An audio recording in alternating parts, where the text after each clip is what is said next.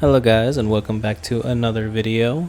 During today's chart review, our patient has been diagnosed with plantar fasciitis. So let's break it down.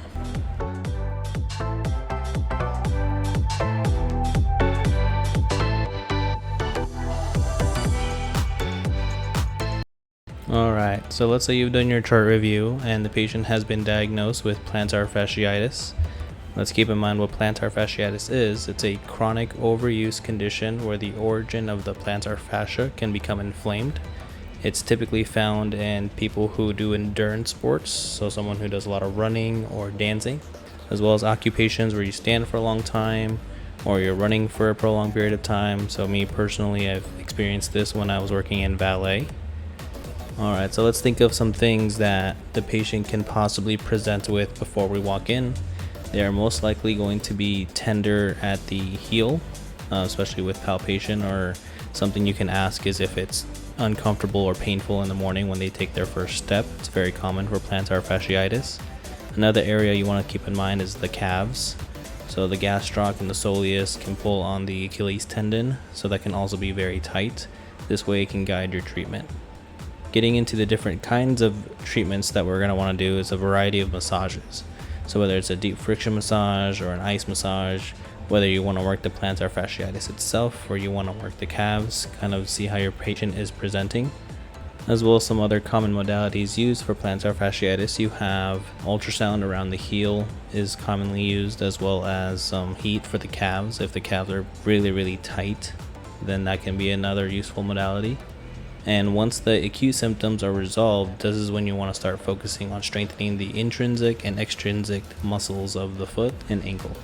Jumping a little bit more into the exercises, an exercise you can do for the foot, you can do a plantar fasciitis stretch with a towel and wrapping the entire bottom of the foot and kind of pulling back.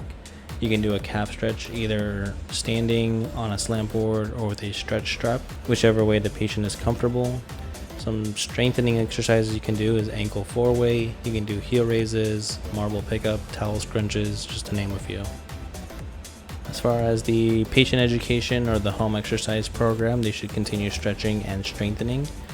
Trying to find a way that you can do the things that you're doing in the gym, but at home. Some other useful ideas are going to be night splints, kind of getting some orthotics and wearing proper footwear. Some self-massage techniques are either going to be with a tennis ball, a golf ball, or freezing a water bottle and just kind of rolling the bottom of their foot with it. Proves to be quite effective. And finally, the outcome for plantar fasciitis, typically a functional return is about 8 weeks, and a total resolution of symptoms can last up to 12 months.